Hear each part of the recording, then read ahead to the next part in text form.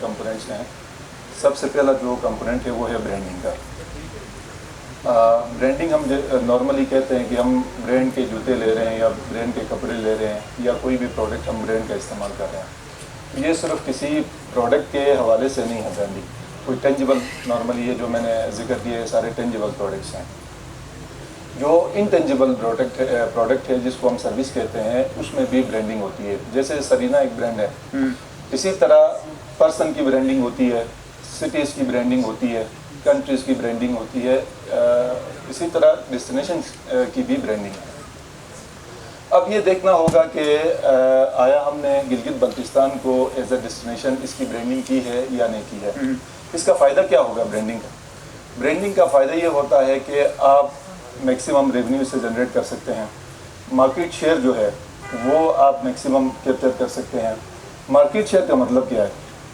इस वक्त अगर हम इंटरनेशनल टूरिज़म का जो पोटेंशियल देखें इंटरनेशनली, वो ऑलमोस्ट 1.7 ट्रिलियन US डॉलर्स हैं।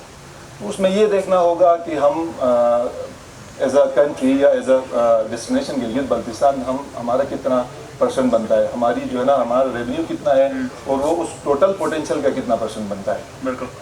तो अगर इस पोटेंशियल को, इस मार्केट शेयर को अगर हमने इंक्रीज़ करना है, बढ़ाना है, रेवेन्यू को बढ़ाना है, तो हमें इसकी एज अ डेस्टिनेशन जो है ब्रांडिंग करनी पड़ेगी। अब सवाल यहाँ पे ये पैदा होता है कि ब्रांडिंग कैसे करें, ये कैसे होती है? तो उसके लिए सबसे पहले हमें अवेयरनेस बढ़ाना होगा। Gilgit Baltistan as a destination, जो इंटरनेशनल टूरिस्ट हैं, जो पोटेंशियल है, जो हमारे टारगेट मार्केट्स हैं, हमें यहाँ पे हमारे जो स्पीकर्स हैं उन्होंने बताया कि वर्ल्ड में जो है इंटरनेशनल टूरिस्ट जो है वो किस कंट्री से कितने लोग जो है आउटफ्लो कितना है, इनफ्लो कहाँ पे कितना है और आउटफ्लो जो है कहाँ पे है। तो कैसे हम जो है उनको अवेयर करें गिलगित बल्तिस्तान के हवाले से कि वो यहाँ पे आएँ और हमारा जो है मार्केट शेयर बढ़े और जो है अल्टीमेटली हम रेवेन्यू जो है इंक्रीज़ कर सकें। इसके अलावा ब्रांडिंग के अंदर इमेज है, डेस्टिनेशन इमेज। कि इमेज जो है वो कैसे परसीव करते हैं हमारे जो टारगेट जो है कस्टमर्स है, जी हाँ, कस्टमर्स जो हैं, उसमें जो इमेज है वो दो किस्म का बेसिकली होता है। एक को हम कॉग्निटिव इमेज कहते हैं, एक को हम कहते हैं इफेक्टिव इमेज। तो इसके जो अपने एलिमेंट्स हैं, कंपोनेंट्स हैं, उनकी प्रॉपर जो है वो कम्युनिकेशन होती है, प्रमोशन होती है, जिसकी वजह से इमेज जो है वो बनता है।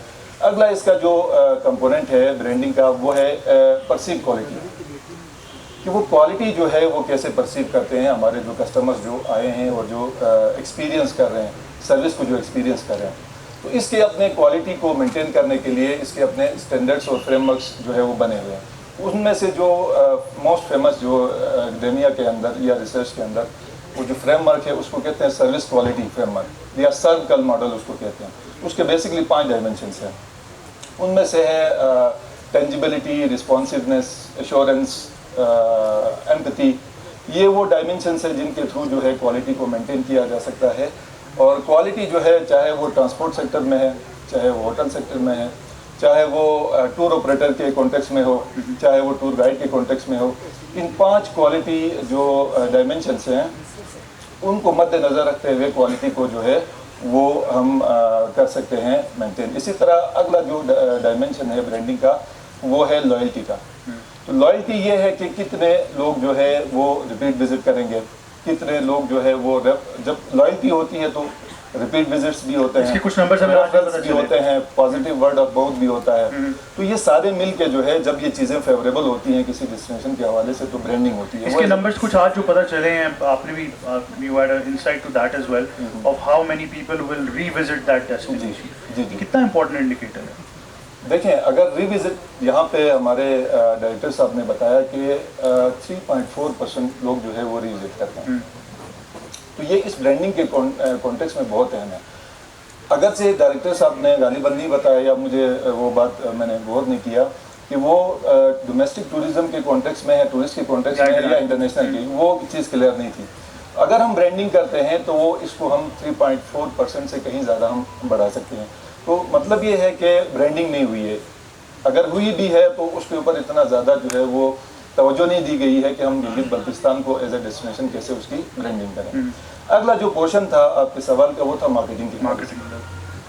مارکیٹنگ میں بیسکلی جو پلان ہوتا ہے وہ 3 لیولس پہ جو ہے پلاننگ ہوتی ہے. ایک ہے top level planning, middle level planning اور lower level planning. Marketing plan کا جو تعلق ہے وہ لوور لیول جو ہے وہ جو پلاننگ ہے اس سے ہے.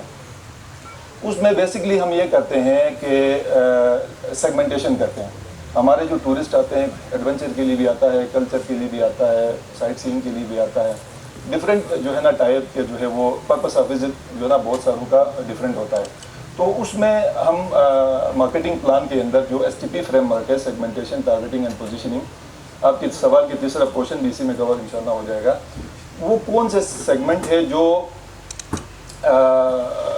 جس میں جو ہے ہمارے پاس لوگ زیادہ ہیں، جس سیگمنٹ میں پوٹینشیل زیادہ ہے. فرض کریں یہاں پہ ہمارے جباٹو جو ہے اس کے پریزیڈنٹ نے بتایا کہ 90% لوگ جو ہے وہ اس کے لیے آتے ہیں، ایڈونچر کے لیے آتے ہیں. اس کا مطلب یہ ہے کہ موسٹ پاورفل جو سیگمنٹ ہے جو ہمیں ریونیو دے رہا ہے وہ ہے ایڈونچر جو ہے ٹورزم. یہ ہم جو ہے سیگمنٹیشن ٹارگیٹنگ کرتے ہیں. اس کے بعد آتی ہے بات پوزیشننگ کی. پوزیشننگ بیسکلی یہ ہوتا ہے کہ ہم کیسے اپنے کسٹمر کے مائنڈ میں جو ہے اپنے پروڈکٹ یا سروس کے لیے جو ہے وہ جگہ بناتے ہیں.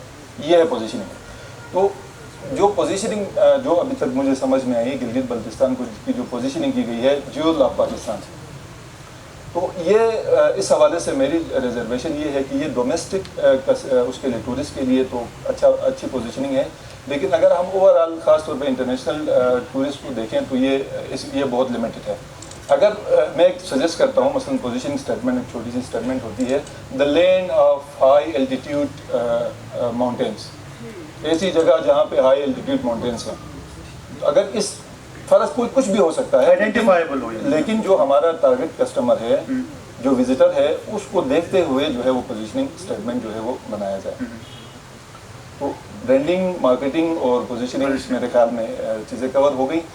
اس کے علاوہ کچھ چیزیں جن کا ہم اس کو ذہن میں رکھ سکتے ہیں، جیسے پلانس تو بہت بنتے ہیں لیکن وہ پلانس اسٹیک ہولڈرس کے کنسلٹیشن سے نہیں بنتے. ٹھیک ہے، اگر کنسلٹیشن سے بنے ہیں تو پھر وہ بعد میں کمیونیکیٹ نہیں ہوتے.